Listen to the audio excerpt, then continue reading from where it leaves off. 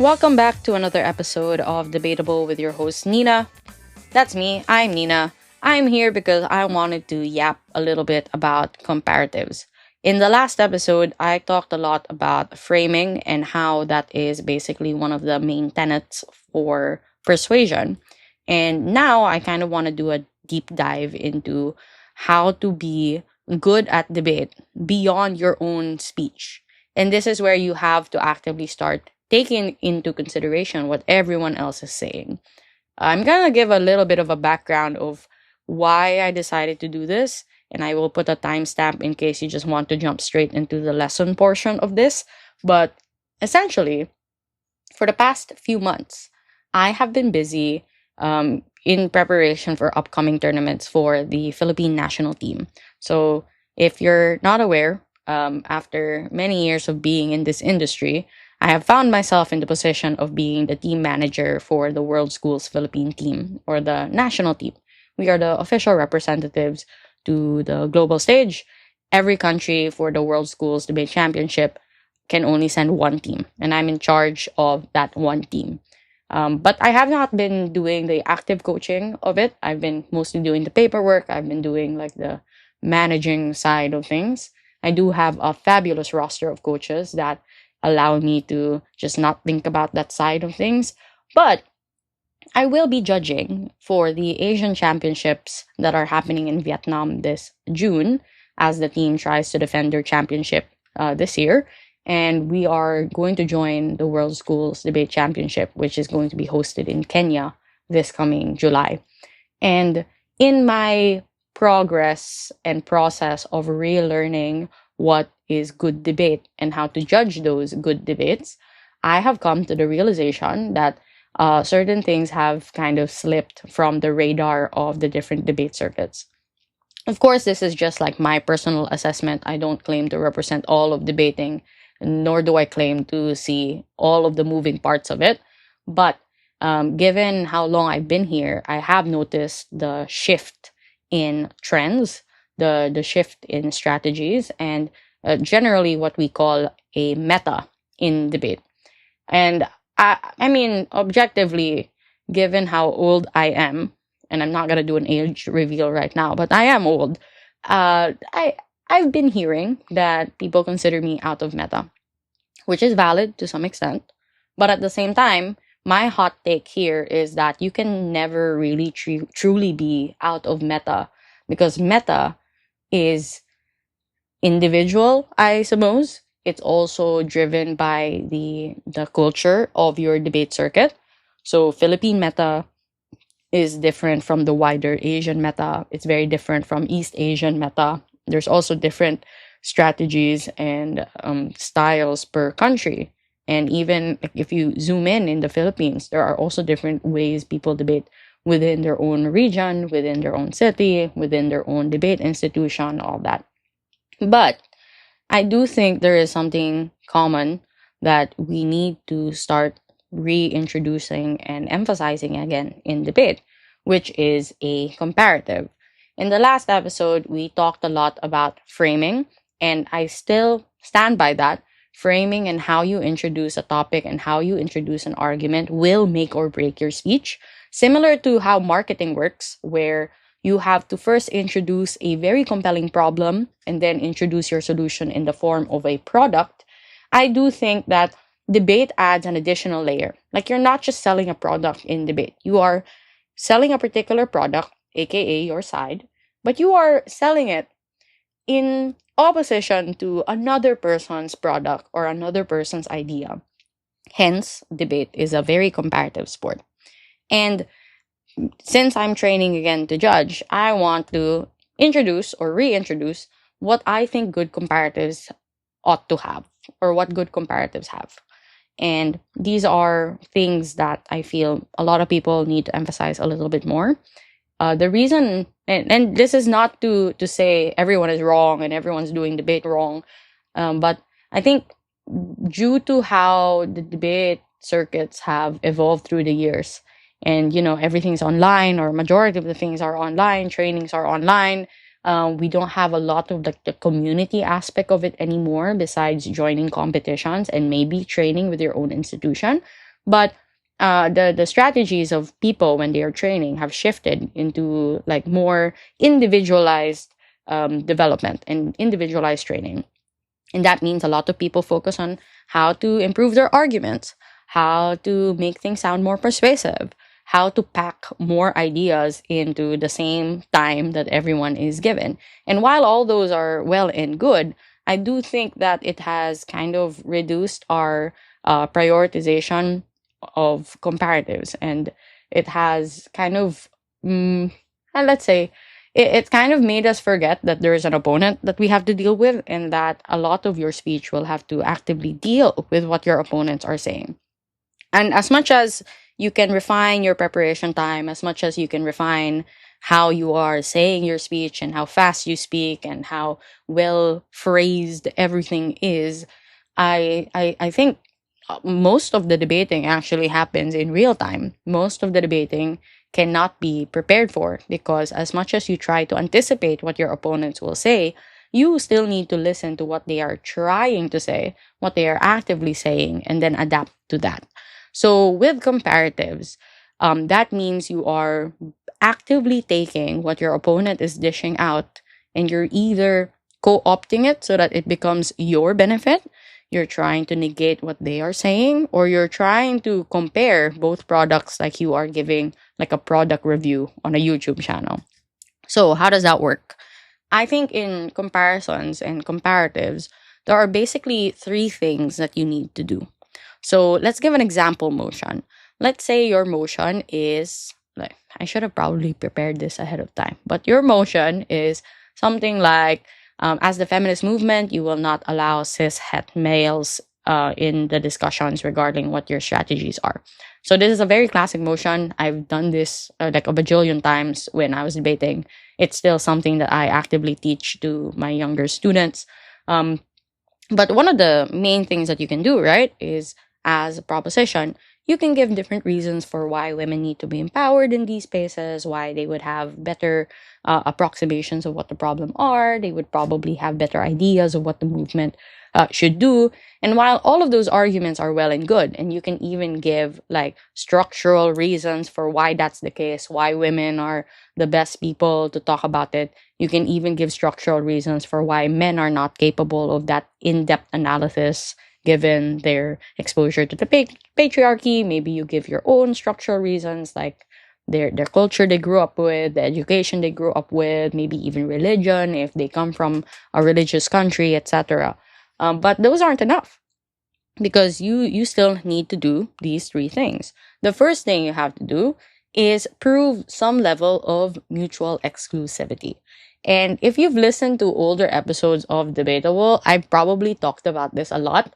But to give you like a basic refresher, and a mutual exclusivity just means that this is something the other side cannot claim.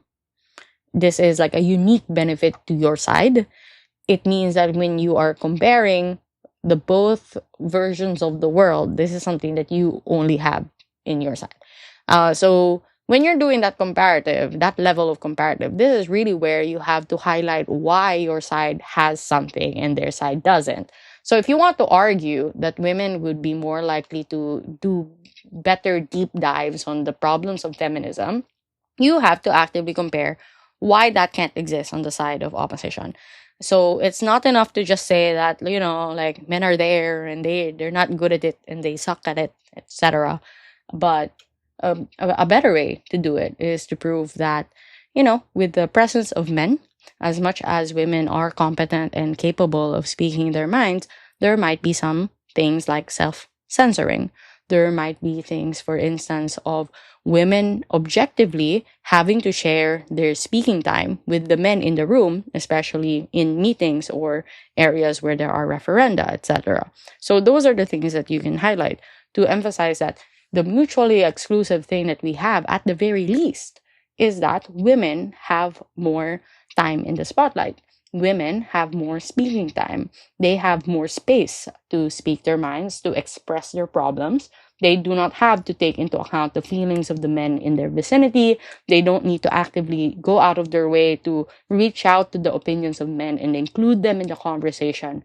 Because what's Exclusive to your side is that you are going to be, or at least the women in your side of the motion, are going to be in an environment where those levels of friction are actively reduced.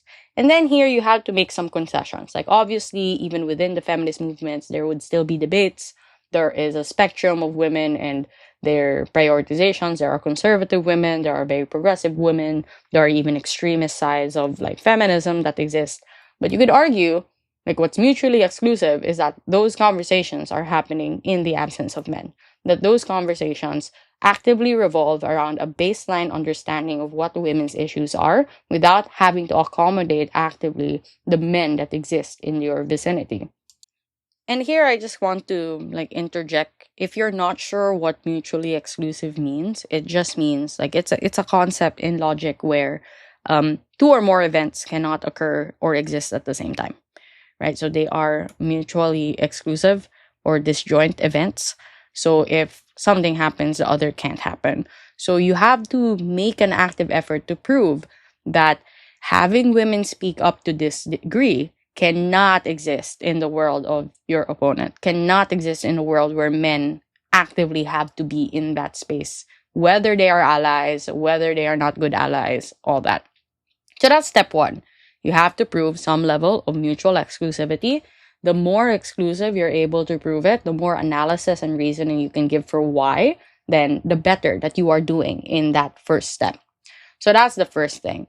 I think the step two that you can do, and here I want to give a disclaimer that I don't think this is a step you need to spend a lot of time on, but it has to be said just so you can cover all your bases. You have to engage and compare with the worst version of their world.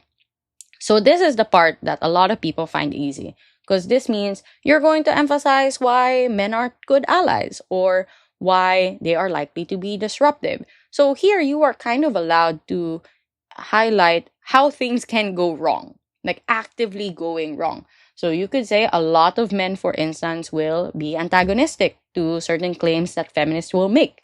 For instance, if a lot of these women will argue things like all men are trash, then even the best allies or maybe not so good allies would hinder that conversation and actively block that conversation because they feel antagonized or they don't want to be lumped in with whatever women are pointing to as the problem. So here, you can just emphasize how they can be actively disruptive, how they can actually prevent all of the positive things from your side, uh, like from happening. So when you do that, you are basically finding the worst case version of the world. And again, I don't want you to rely on this second step. It's just there so that you can cover your bases and highlight how all of these possibilities can exist because we really don't know how things are going to turn out. Men can be good, men can be bad. If men are bad, it is actively bad and actually detrimental to the space of feminism and might even hurt women in the process. Again, don't argue to the extent that like they're gonna abuse the women, whatever. I feel like that's a little bit too far. But you can drop it as a possibility. And if your opponent spends time or too much time saying that's the only thing you argued, then that's their fault. But don't be afraid to highlight or emphasize or at least bring up the possibility of these extreme cases from happening. Because they can happen and they sometimes do happen. But again, don't make it your whole case. And if your opponent does bring this up, try not to engage with it too much because you are just going to distract yourself and you're going to limit just how good the debate can be. But that's an important step. Step two, engaging with the worst case. The last step is actively engaging with their best case situation. And I think under this third step, there are micro steps that you can actually do and like sub steps that you can do further. But let's start with the simple explanation of what it means to engage with the best case scenario. So let's imagine what the opposition side is likely to argue why they want women to involve men in conversations on feminism. So they could talk about two things. They could probably talk about how actively leaving men out could be harmful to the conception of feminism, meaning there's going to be backlash, which is a very basic argument, but still true and still strong in its own right. Or they could argue that it actively limits what the conversation could be because feminism is also against the patriarchy. Men are also victims of the patriarchy. They have the right to be there, they have to have a say, all that. So if you look at their arguments through this reasonable light, you'd actually be forced to engage with what they are trying to say. So when you're engaging with their best case, you, as a first micro step, so this is like step 3.A, you have to first engage with their principle. Is it correct that men are also victims? Here you have to concede a little bit. Yeah, they are victims. But now you have to engage. Are they victims to the same degree? So you're engaging with the best case. You are admitting and conceding that they are victims of the patriarchy. They are also people that feminism is trying to cater to. But are they affected to the same degree? The answer is basically no. And then you can give explanations as to why. And then you can even throw them a bone and say, they are still allowed to have these conversations. We would just rather, as the feminist movement, they don't talk about it in our spaces first because we're trying to figure out our problems with the patriarchy. We're trying to figure out how to support our vulnerable members, and they can have their conversations about how they can cater to their men, how they can use feminism to help their things. But the reason why we don't want them in the spaces or having those conversations at the same time is because even when you are the best of allies, there is still some level of power that you have that you can't just like throw away. Women, for instance, will still recoil upon the presence of men, no matter how much they recognize that you are an ally. There's some level of hesitation before they speak up about certain issues. Men also have a particular barrier to understanding just the gravity and severity of the problems women are pointing out. So here you're saying even the best of men, even if we accept that these men are really educating themselves, they are trying so hard, we, one, cannot expect them to be perfect allies, and two, we cannot um, we cannot expect that power asymmetry to just stop existing just because everyone agrees that they are feminist. So you could argue, like, even engaging in their best case, there are things that they cannot just easily ignore, which is the existence of that, like, historical power that men have, the existence of, let's say, even the way they are brought up gives them more confidence in speaking up. They are more likely, for instance, to overstep their bounds. They're more likely to speak over women. And even if that is called out and corrected in the best of spaces, it does affect how women will participate in that space. Because even if you're an ally, they don't know that. So there's a level of hesitation. So, those are just example things that you can say. Of course, if this was like a formal speech, I would probably say that way better and more eloquently, but I'm just yapping right now.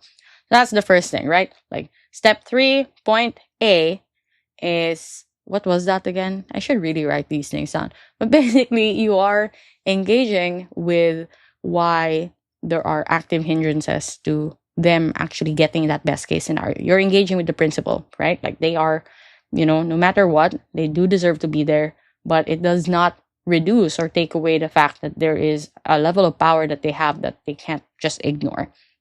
3.B, after engaging with the principle of it and like really like dissecting the nitty gritty of what the differences are in terms of the principle and the degree of vulnerability of these actors, you can also then explain why, on a like pragmatic sense, the best case scenario is still actively limited in comparison to your side. So let's say all of these men are perfect allies. Let's say that they are able to throw away their privilege in that meeting or in that conversation. They are able to like actively integrate themselves and listen to the women, right? And this is like the ultimate best case, that men are there and they are basically functioning the way we would want them to. Like, there's no backlash, there's no like hesitation. They are not trying to like debate on the women. They are doing their best to pay attention and learn from these conversations. Now you can introduce another problem that might exist even in that best case scenario.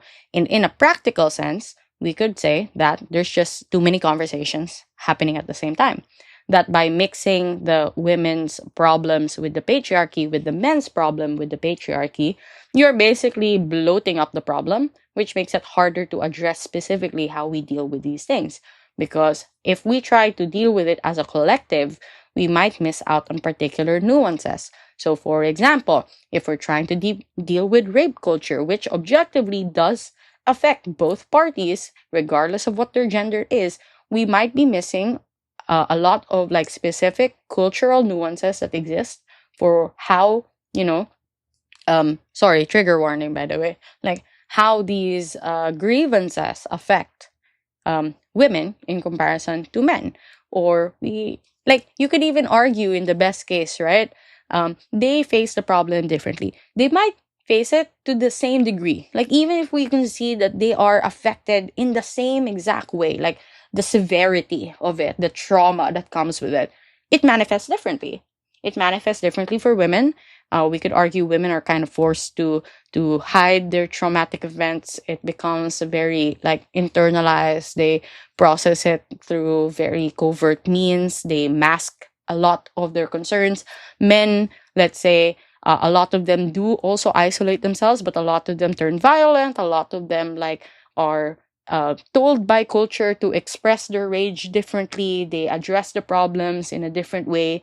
Women are more community oriented. Men, for instance, with the male loneliness epidemic, as much as they would like to reach out to community, they don't have those avenues as accessible to them. So with these things, right, you can highlight in a world and in comparison to propositions world, if we were to have men and women engage in the same conversation, even if they had that conversation very productively, it's not easy for them to come up with a solution, because we are now like engaging with two different problems through the facet of one, or through the label of just identifying it as one problem, as opposed to if women were to have that conversation separately without men involved, they would still reach that same conclusion, but they would probably come up with different solutions. And then the men, if they were to engage in that conversation in a different space, let's say they're still feminists, but they're not involved with the women in that conversation, they will also come up with their own solutions, or their own analysis or dissection of what the problem is. And then you can even spin this, right, in your speech and say, this makes the fact finding and the solution finding process way better, because now you have two groups recognizing that there are nuanced ways in which the problem is faced, and therefore they come up with more nuanced solutions to those problems. And when those two parties eventually meet to kind of brainstorm together, at least there is a better formation of what to do, as opposed to trying to find a mutual solution together when we haven't even figured out if those problems are exactly the same for both genders. So that's the basically like point step 3 point B, where you are also engaging the best case scenario on a pragmatic level. So recap, you are engaging best case scenario on a principle level and then on a pragmatic level. And then you can even do a last thing, which is let's say 3 point C, which is engaging in the best case scenario and proving why even then it won't be enough. So let's say everyone was able to come up with an excellent solution. It addresses all the problems. People were able to identify the nuances together. You can highlight or prove why in the long term it's not going to be enough.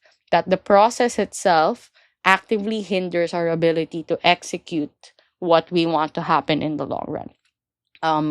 So I'm just gonna spitball here. Like, what I can imagine in this particular debate is, perhaps if you are on proposition and you are arguing against opposition's ideal world where everyone is able to collaborate together actively, I think you can point out that because these conversations happened alongside feminists, even the men will have issue executing on their side of the bargain. They're going to have a hard time convincing men that they need to care about these issues, especially conservative men, especially men who are not feminist, because once those men figure out or realize that these were solutions that were made in conjunction with women, they might not be as receptive, as opposed to when men like muse on it on their own and then try to communicate it on their own right outside of the sphere of feminism, it might be more productive. And of course, you have to give structural reasons for why this is the case. A lot of conservative men view women in a negative light. They don't see feminism as a very productive conversation. They view a lot of feminist allies as soy boys, or what do you call them these days? Like they're like betas or whatever the term is. Like they don't want to listen to you because they feel like you are a compromised individual. So now we are extending, right? Like even in the space of of the feminist circles, let's say even in the absolute best case that we are able to come up with an idea together, will that idea grow? And this is where you can make the comparative that no, it will not. At least on our side, if the conversation happens separately, and we like, if we take their frame on up that men are progressive and they can come up with their own solutions and they can recognize the plights of women, then you can say they don't need to do that in this space. If men were truly as good as you point them out to be, then we don't have to do that, or they don't have to do that with us. They can do that on their own if they were really good allies. And in fact, they would probably be more productive with their conversation because they'd be more likely to get other men, other conservative men involved if they do that outside the scope of the feminist movement. So those are examples of how debating becomes very, very different if you actively keep in mind that there is a competing argument or there's a competing side that you have to deal with.